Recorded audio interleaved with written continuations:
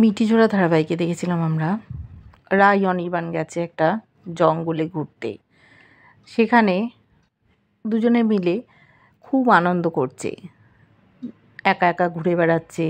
ওখানে হাতি আছে, এর আগেও অনির্বাণ এসছে। বলেছে রাইকে, চলো আমরা ভোরবেলায় হাতি দেখতে যাব।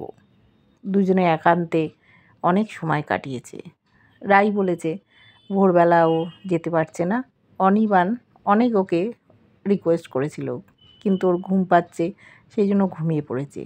অনির্বাণ তাই একাই রেডি হয়ে হোটেলের বাইরে এসছে, গান গাইছে। হোটেলের ম্যানেজার বলছে, আপনি আর্লি রাইজার? তখন বললো, একটু এই হাতি দেখতে যাব। বলছে, আপনি হাতি দেখতে যাবেন? বললো, হ্যাঁ। বলছে, আপনি একটু সাবধানে যাবেন, কারণ একটা ছোট হাতিকে আহত করেছে এইসব ট্যুরিস্টরা, এরা কেউ বোঝে না, তাই দলবল নিয়ে আসছে হাতির মারা।